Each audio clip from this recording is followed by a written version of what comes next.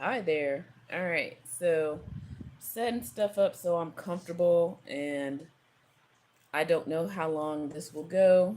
Got my phone. I fed my cat so that he doesn't bother us. He's over there relaxing now. And yeah, so I'm sitting, reclining, had a bit of a meditation, uh, a pondering, I guess, and it kind of led me to going live a second time today. So I've been live once this morning, getting ready to go to record with my band this morning. We did I guess, some basic tracks. We're gonna go back later, do overdubbing stuff. Um,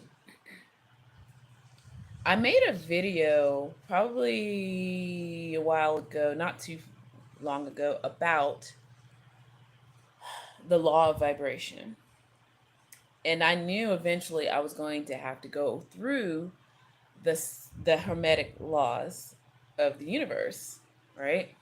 And let me grab my bev. Um, so yeah, so this is what that's going to be. I like coming on live more often in whatever situation I'm in. So I am here curled up on my couch, like I said, having a healthy beverage. Actually, this is collagen. I need to add a little more water to this. Collagen. Had some supplements, a little snack. I don't even know if I want dinner because um, at the recording, this is so amazing. So a lot of us have dual. I'll say that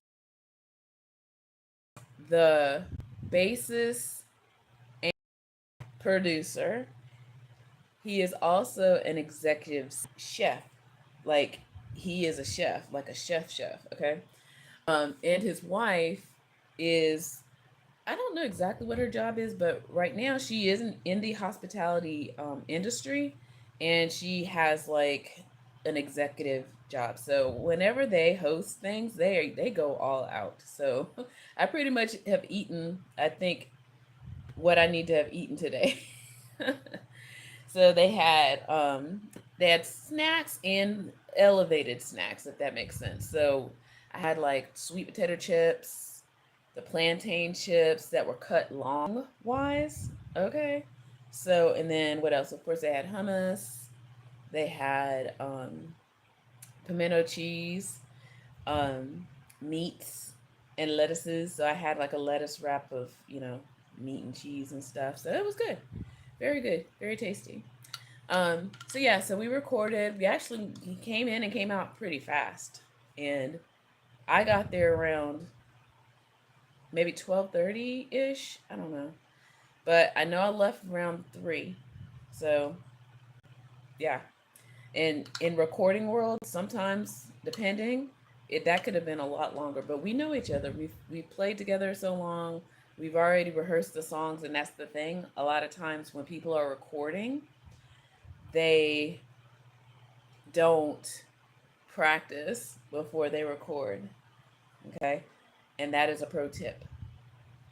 So practice before going into recording, or know how you want this to go, right?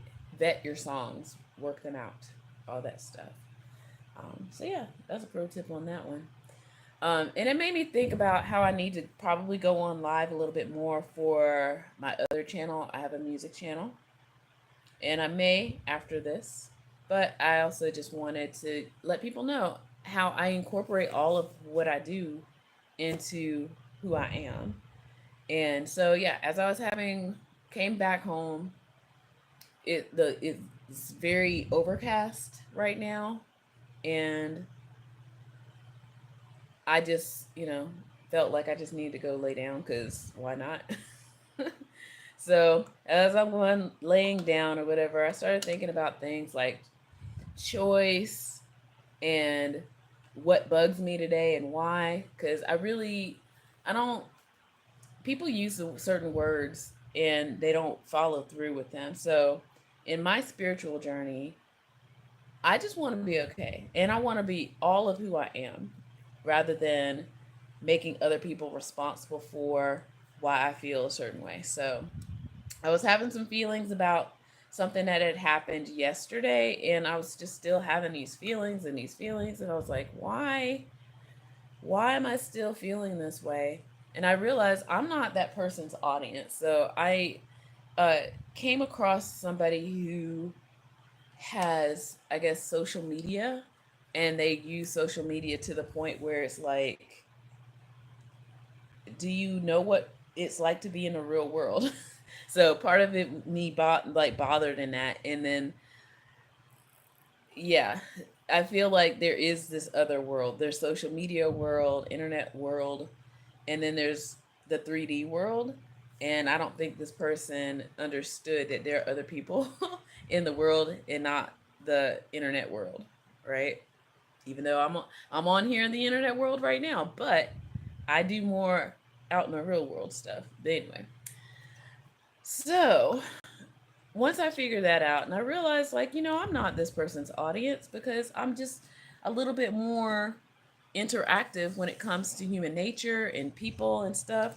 And I think it's also because I know and understand the Hermetic laws a little bit, to, like, not a little bit, but I understand the Hermetic laws to the point where I understand when people say words, I can kind of almost understand what they really mean.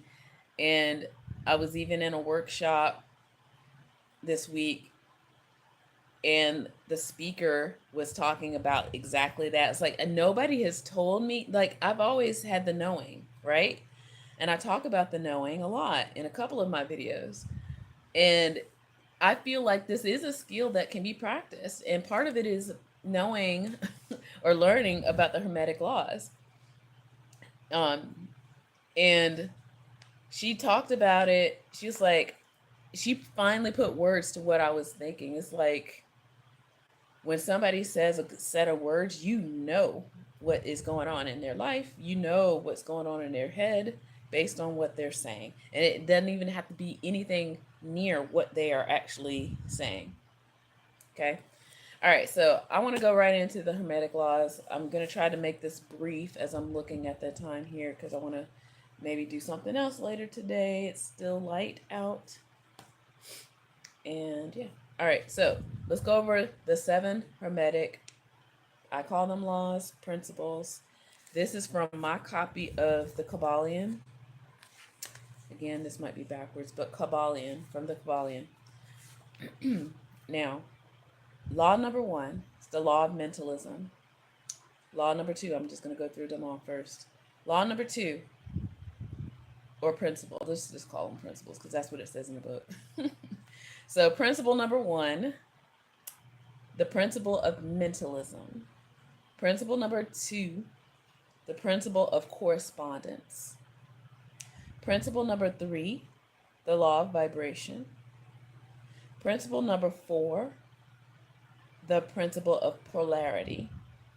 Principle number 5, the principle of rhythm. Principle number 6, the principle of cause and effect. Principle number 7, the principle of gender. Now, in the Kybalion, it talks about how a lot of people want to know the nature of the universe and how does the world work? How does the universe work? So in the world of science, that's where physics comes in, right? And then I think even in the Kybalion, as I remember, it talks about other fields of science like psychology and stuff like that. But with the 7 Hermetic principles, this kind of ties everything together of how the universe works when it comes to, I guess, uh, life forms. Okay, whether it be animal, vegetable, mushroom, human. I shouldn't have put human at the end because we're animals. But anyway, all right. So I'm gonna go, like I said, briefly over each one. I kind of would love, love, love, love to go through each one more in depthly, but like I said, I just kind of want to make sure that people, if they are investigating these principles, that they have some brief understanding before going deeper into them. Because once you know these things, then life, I'm not gonna say it. Well, yeah, it is. Life is easily understood. You might not like it, but you won't be confused as much. All right, so in the heading of the Kybalion here, I'm not gonna read everything word for word, but I'm just gonna, like I said, go over it. The principle of truth are seven. He or she who knows these understandingly possess the magic key before whose touch all doors of the temples fly open. So basically, they're saying this unlocks the secrets of the universe. I just said that. Yeah. All right, the Kybalion. So I've already gone through the seven. I want to talk about the principle of mentalism.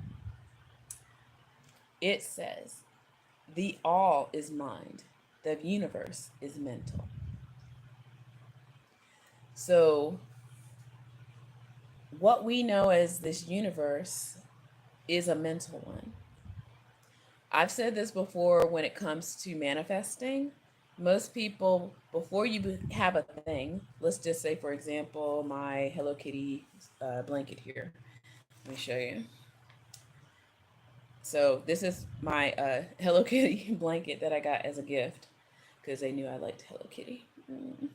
Anyway, so before this blanket existed, somebody had to think of a lot of things. First, covering to protect one's body, right?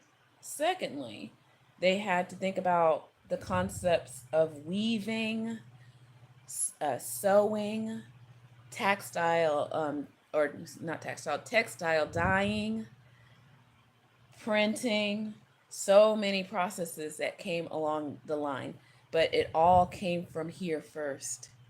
So somebody had to think of, oh my gosh, I'm cold, or I need something to cover myself, a covering.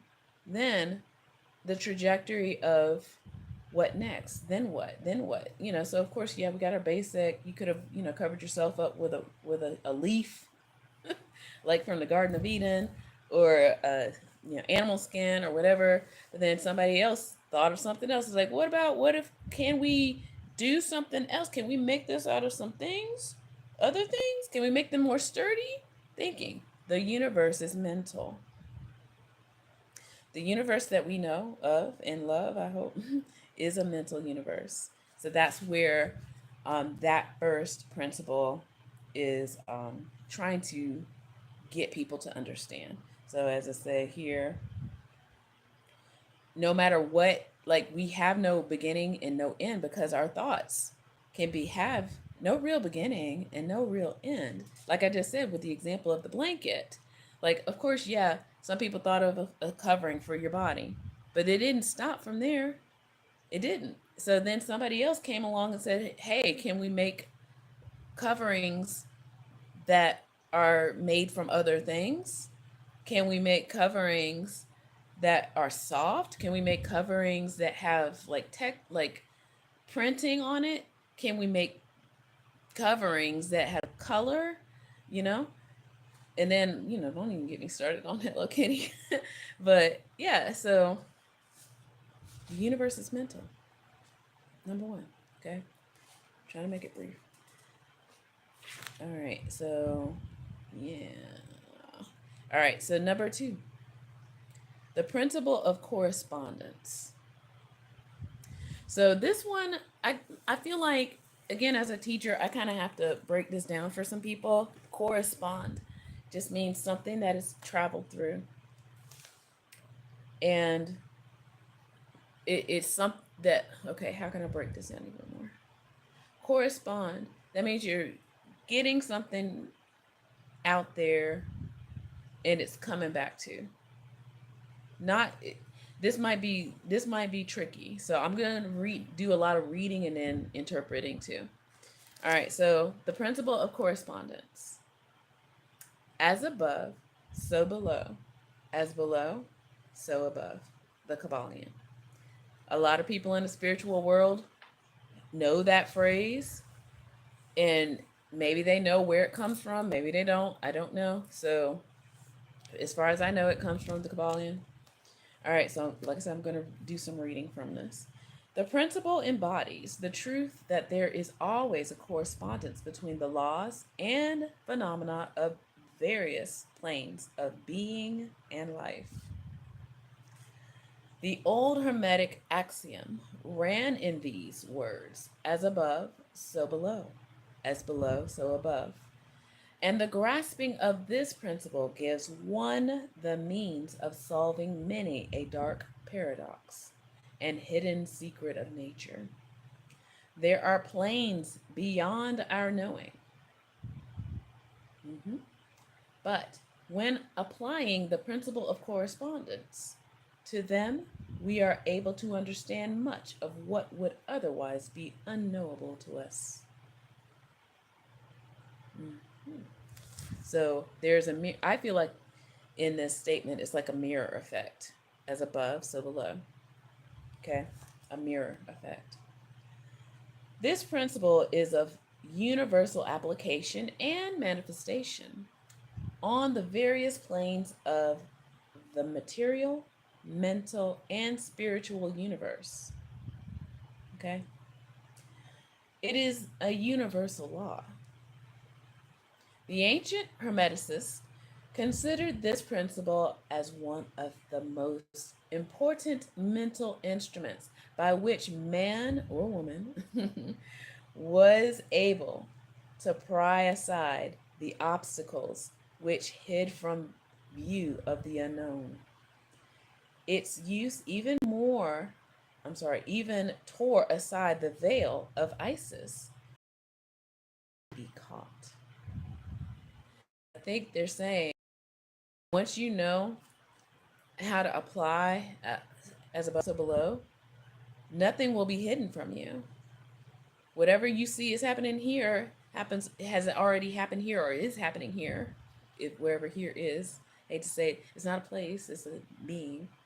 Um, and so what this is saying is that if you, I don't want to say master, but if you can understand more of this correspondence, you might be able to know how everything is really operating. The veil of Isis, right? Hmm. Just as an acknowledgement of the principles of geometry enables man to measure distant suns and their movements while seated in his observatory, sorry. I feel like that's observatory. There we go. Sorry. So, a knowledge of the principle of correspondence enables man to reason intelligently from the known to the unknown. Studying the monad, he understands the archangel. This one, like I said, it's like we we all have the same issues. So that's basically what it's kind of sounding like. It's like in order to understand the everyday people, you understand. And again, I hate saying higher ups. And I hate that people put a hierarchy in their language. And that's another reason why I'm trying my best to make this as neutral as possible. Because when you start quantifying your language, that implies certain things. So, in the, I guess, theory of the universe, at least according to the Kybalion, we're all equal. We're all the same. We all come from the all. Okay? So, understanding yourself is understanding all of it in all of us. That's the correspondence. As above, so below. As below, so above. I hope I made that clear. All right, so next principle is the principle of vibration. Now, I've kind of already talked about this one in another video already, but I'm going to cover it again um, so that it all is together. All right, so this one says, nothing rests, everything moves, everything vibrates. The Kybalion. This is also a part of some physics concepts, states of matter, and physics. So when I'm teaching the second graders and I'm telling them about solids, liquids, gases, and plasma, because, you know, there are 4 states of matter that we do work with.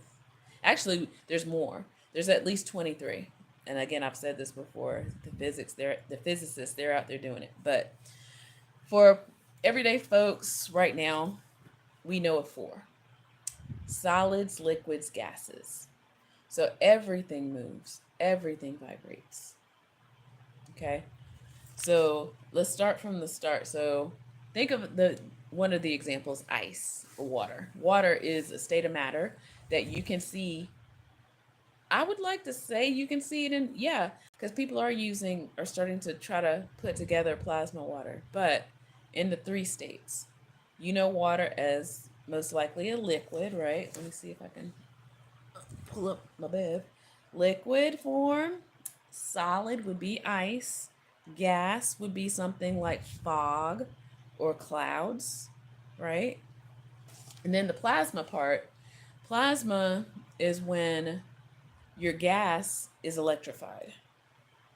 So electrified as like, okay, so let me just go over what uh, um how would you know a plasma is a plasma. So I hear that tonight might be aurora borealis in the, you know, lower part of earth.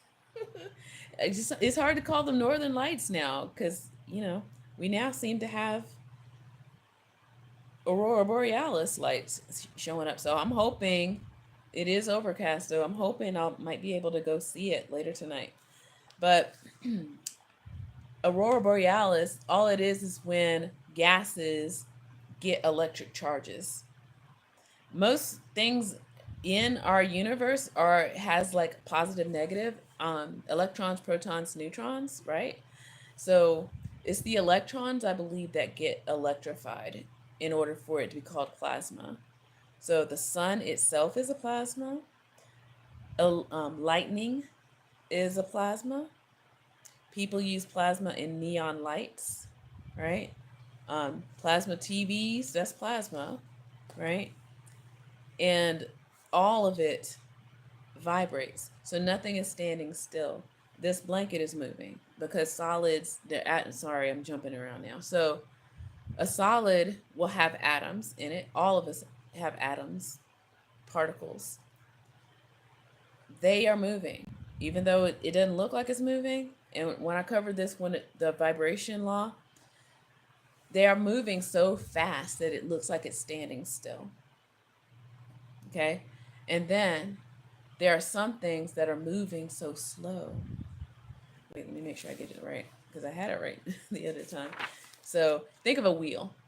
Yeah, so in the book, it talks about when you watch a wheel moving, that it looks like once it gets to a certain speed, it looks like it's standing still. You only see the points. And I was talking about particle versus wave in that other video. But if something is moving so fast, it looks like it's standing still. That's the vibration, right?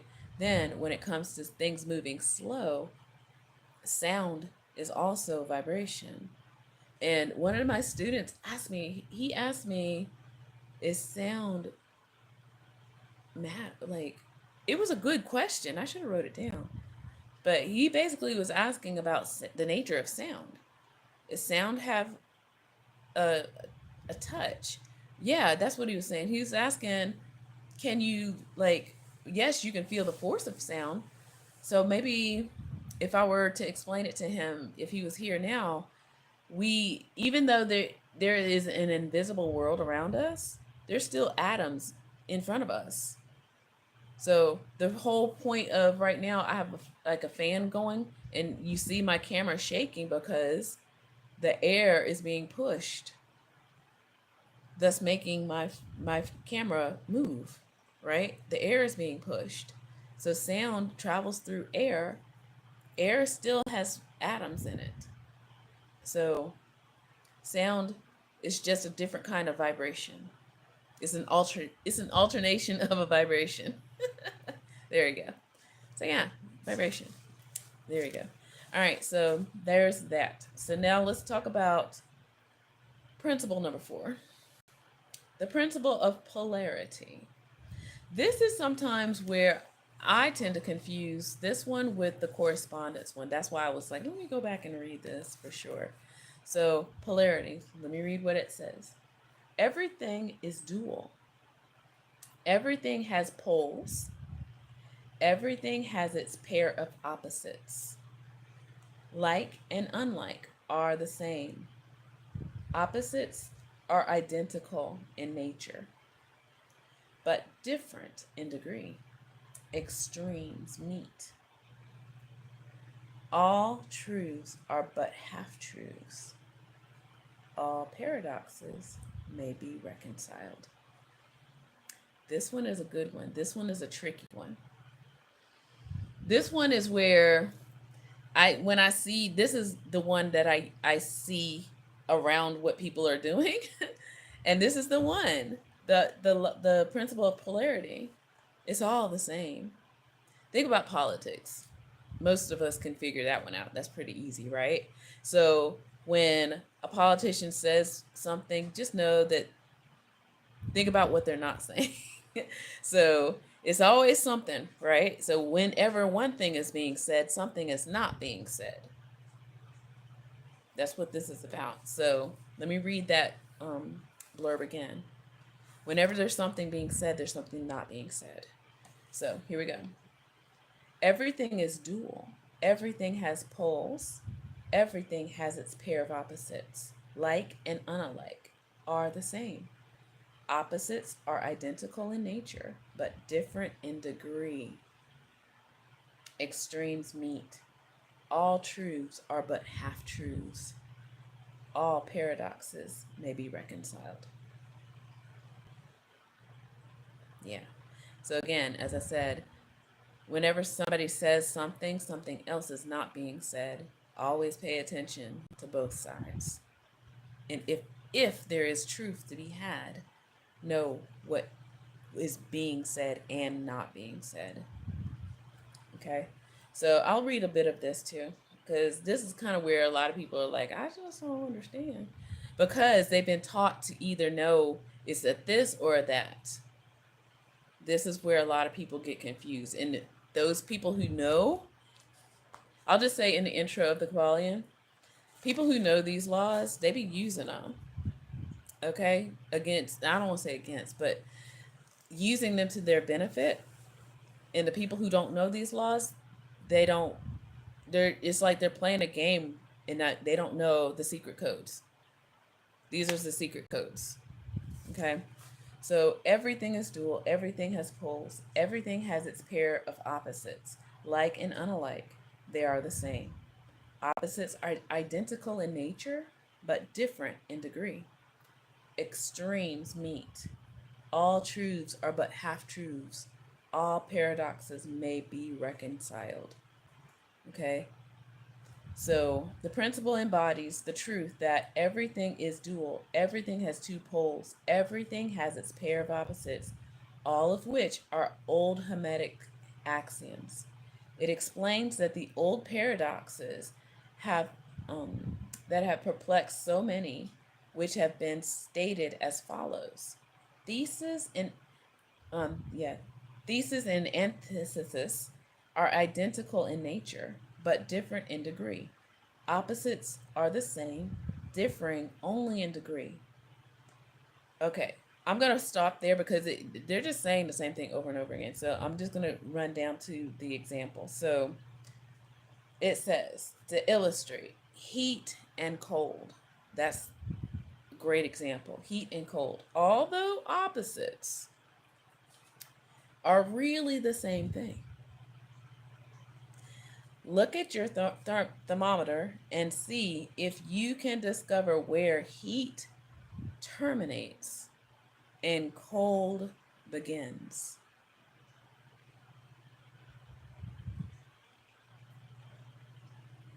Perfect example. When does heat start and when does cold begin? hmm There is no such thing as absolute heat or absolute cold. The two terms, heat and cold, simply indicate varying degrees of the same thing. And that is the same thing which which manifests as heat and cold is merely a form, a variety of the rate of vibration. So this is where the law of vibration, the law of polarity and the law of vibration are like twinsies. Not quite twinsies, not the same, but they're kind of like buddy buddy. So, at least in this case. And like I said, I end up using this law when it comes to when people are talking, communicating. It's not always what they say, it's what they don't say. And there's the truth within both, right? All right. Let's go down. The same principle manifests indicate of light and darkness. Yes. So when does light begin and when does darkness end? Or when does darkness begin or when does light begin? Right? So if you're in a dark room with a candle, where is it? Right? So the absence of light or the beginning of absence of light. So that's basically what you're saying. It's the same, right? Absence of light or the beginning of absence of light or light itself. Polarity. It's a tricky one, but once you start to really know how to understand it a little bit more, whew, things start changing for you big time in life. So I will say this, when it comes to what people call good and evil, there's no such thing. One of my pet peeves, and I will say this, is when people say, oh, there's the good guys and they're the bad guys, back to the politics, right? You're all the same. There's no such thing as good or evil people. They make good choices or bad choices, and that is it. That's all that they can do. There is no such thing as good and evil. Let me say that again. There is no such thing as good and evil. There's only a degree of whatever they're calling goodness versus badness. All right. Oh yeah, same thing with all polarities like love, hate, like, dislike, intelligence and ignorance, all of those things. Okay. Um, I'm skipping through. There's ones on my in the in minds of others. Many of you who read these lines have had personal experiences with the involuntary rapid transition from love to hate. Yeah. And the reverse in your own cause and that of others. So yeah, think about it. So there's that song, A Thin Line Between Love and Hate. I'd say there's no line there at all. Okay? Same thing with good and evil. And as they're saying here, okay. And you will therefore realize the possibility of this being accomplished by the use of the will. Wait, let me go back. Yeah, use of the will by means of the Hermetic formulas. Good and evil are but the poles of the same thing. And the Hermeticist understands that the art of transmuting evil into good by means of application of the principle of polarity. This is where people transmute things. Let me give you great examples. Okay, so think about all these stories, like say like somebody had a tragedy happen. Say they were in a car accident and they lost an arm, right? That's definitely not the best thing in the world, right? But what if that person used their story to write a book,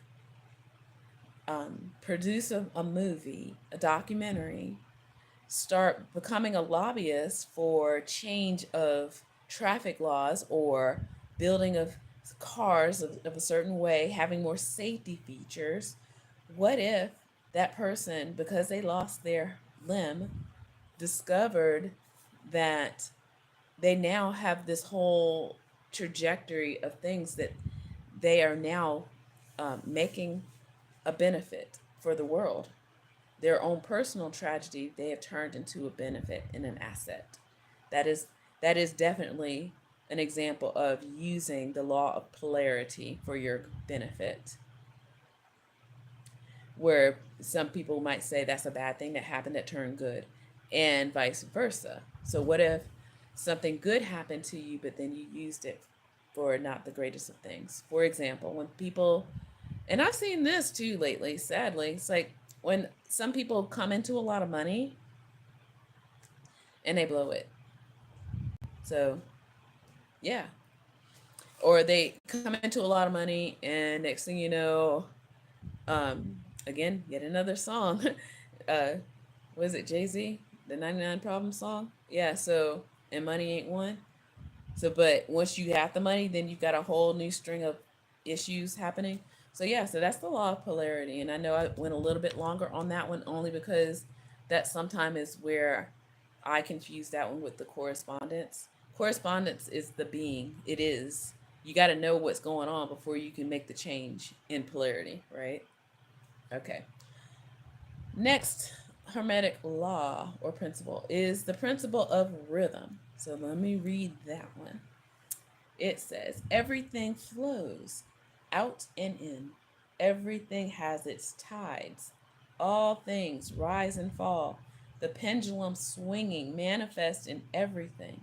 The measure of the swing to the right is the measure of the swing to the left. Rhythm compensates. This is where Newton started, you know, writing some stuff. So, um, for every action, there's an equal and opposite reaction. That's basically this, the law of rhythm. So, it can be applied to ideas, it can be applied to feelings, I guess. It can be applied to a lot of things. So, just know, how can we use this in our everyday world, though? Ebb and flows. Say if you are dieting, I don't know, just know that if you don't do it well and you don't pace yourself and you don't really think about what you're doing to the degree, like the law of polarity, if you go on a crash diet, let's just say that I'm going on a crash diet and you get super skinny and then you go back to eating the same way, what do you think's going to happen? That's that law of the rhythm. That's it. That's it. That's the law of rhythm in a nutshell. It's like if you're not careful with the law of rhythm, it will get out of hand. So be careful with the law of rhythm. It's not gonna go away. You can tame it, I guess. You know, especially in that particular example, you can tame it. But if you're not careful with it, it will snap back. Okay, be careful. Law of rhythm. Okay. So I'm skimming through real quick. Yeah. So yeah, so say for example when people snap, they've been taking so much like foolishness from people for so long, and then all of a sudden they snap, and then people are like, no, I don't know what happened. Yeah, you do. They know. The person that snaps knows. So there you go. All right. Some of like this next law again is very similar to the polarity, very similar to this rhythm law, but it's something that needs to be understood. Like, okay, so I'll just go over it. So the principle of cause and effect. Every cause has its effect. Every effect has its cause. Everything happens according to law. Chance is but a name for law not recognized. There are many planes of causation, but nothing escapes the law. Okay. This is also where there are people who understand this law and they use it to their advantage. There's some people who they see the law happening in front of them and they'll just be like, I don't, so when people call you lucky, that's a great example. Luck, I don't believe in luck. There is the cause and effect. Something happens to where something else happened. Okay, there's no in my world there's no such thing as luck in that regard. Um, let's see. Let me skip through. The masses of people are carried along, obedient to the environment, the wills and desires of others stronger than themselves. Yeah, see, heredity, suggestion. So this is where, if you know the law, you know the power of suggestion, the power of, what else are they saying here? Mm.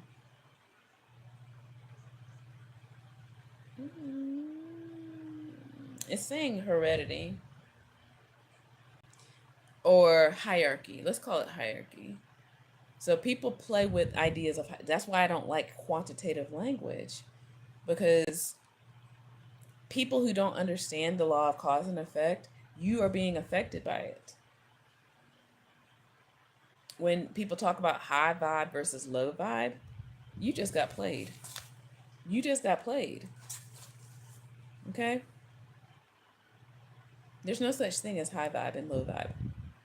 There's different vibrations, yes, but there's no quantitativeness of goodness and badness. Back to the other law. Okay? Back to the polarity. Okay? So some of these things come together. So just know every cause has an effect and every effect has a cause. Moving on. All right. So the final law, Hermetic law or principle, is the principle of gender. This one is where I feel like a lot of people confuse sexuality with gender and all of its things.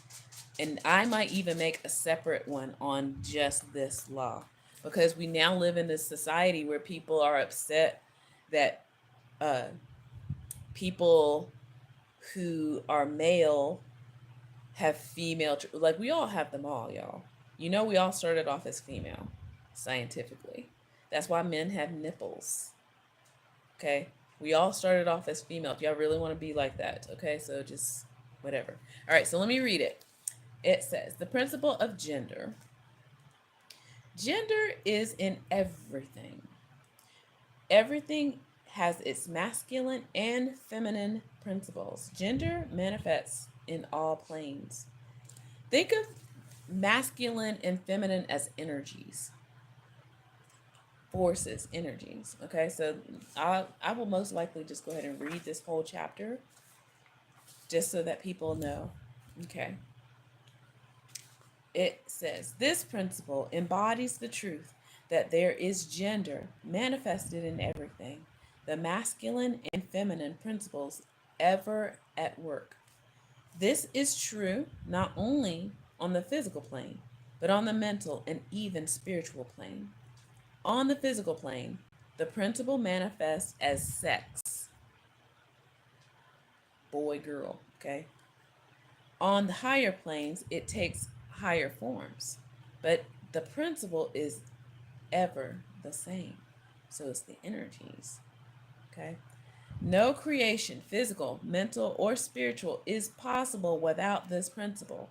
An understanding of its laws will throw light on many a subject that has been perplexed in the minds of, and I find this funny that they use the word men, but this book was published in 1902, I believe. So of course they're going to use like men, but I'll just say people, in the minds of people.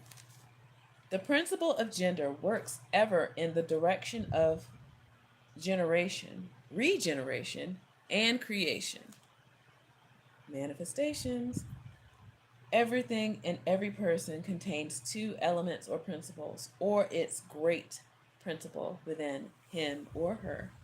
Every male thing has a female element also. Every female contains also the male principle. If you would understand the mental and spiritual creation, generation, and regeneration, you must understand and study this Hermetic principle. Okay, this one is a good one. This one is the one that is the one that helps people manifest, and that's why this one is the one. I feel like this one is the one that people are hung up on when they talk about gender and they talk about feminine forces and masculine forces, right? Yeah, this is the one. All right, so what else is going on here? Misunderstand this. It contains the solution of many mysteries of life. We caution you that this principle has no reference to the many base, uh, pernicious, and degrading lustful theories, teachings, and practices which are taught under fanciful titles and which are in that are a prostitution of the great natural principle of gender. So again, yeah, back to these gender roles, and uh, there was a time where we had societies that were like, let's just call it now, like most people know of the word patriarchy, right? There are societies that are still matriarchies, um, but then there are people who have taken those ideas, those concepts, and turned them into gender roles, things that that I don't know what to call it or to think on that. I think they have, as they're saying here,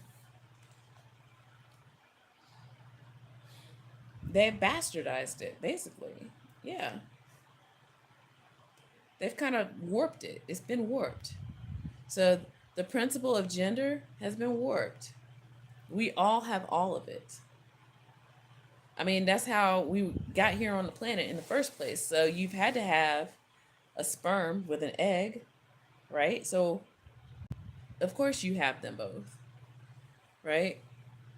Um, if you favor your father, if you look like your dad and you're a woman, you look like your mom and you're a man. Some of these things are so obvious that it's almost like, yeah. But a lot of times, seeing it in this whole last chapter, they're talking about how the perversion and how people have just turned it and twisted it. So, okay, I'll start from, yeah. Everything and every person contains two elements or principles, or the principle within it, him or her. Every male thing has a female element also. Every female contains also the principle. If you would understand the philosophy of mental and spiritual creation, generation, and regeneration, you must understand the study of this Hermetic principle. It contains the solution of many mysteries of life. We caution you that this principle has no reference to the many base, pernicious, and degrading lustful theories, teachings, and practices which are taught under fanciful titles and which are a prostitution of the great natural principle of gender. Such base revivals of the ancient infamous forms of the phallicism tended to ruin mind, body, and soul, and the Hermetic philosophy has never sounded the warning note against these degrading teachings, which tend towards lust, licentiousness, and perversion of nature's principles. So basically, again, they're just saying people have used this principle. Maybe they didn't understand. Well, I'll just say this: phallicism. I don't know too much of it, but I do know, if you know the word phallus means the male member part. So phallicism, um, people have started early on to try to pit one against the other, right? One energy against the other. So I'll just start calling them energies now. If you seek such teachings, you must go elsewhere for them. Hermeticism contains nothing for you along these lines. To be pure, all things are pure to the base. All things are base. Okay? So if basically they're saying if you're looking for the truth of the universe, once you start saying one is better than the other based on the law of gender, you're already messing up. You're messing up. Don't come here. As I'm about to tell my cat, don't come over here. Okay? So that is the 7, and I'm looking at him now. That is the 7 Hermetic laws from the Kybalion. Let me know what you think about that. Okay?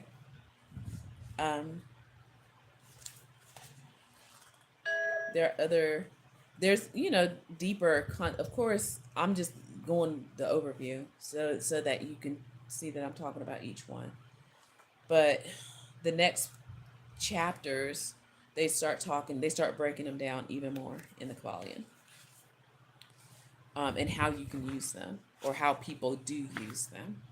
Okay, then I like this chapter, like before I go, the all, because that's how the 7 Hermetic principles kind of hang on the idea of the all. And when people start talking about religion and they talk about God and they talk about how God is outside of themselves, this is where, according to the Hermetic principles, you are God. God is you. If God is everywhere, God is inside of you. You are inside of God. Okay? The all. That's basically when people start to understand that. And that's usually when I'm greeting people, I say, hello, all, because I'm talking to you and to me. The all. Everyone. All the things. Right? All right. So thanks so much for watching. And I will pick up on another chapter. Maybe tomorrow. I don't know. We'll see. I'm trying to get through this as quickly as possible because I'm about to be conducting some book club stuff with other books. But I think this, if you're looking to, start your spiritual journeys, this is a good one. Okay? If you're looking for understanding that is non quantitative, this one's a good one, because that's what I'm saying. It's like, I don't like people using high, low, good, bad, boy, girl, that kind of stuff, because this explains why you should not if you're seeking universal truth. Okay? And with that, I say bye.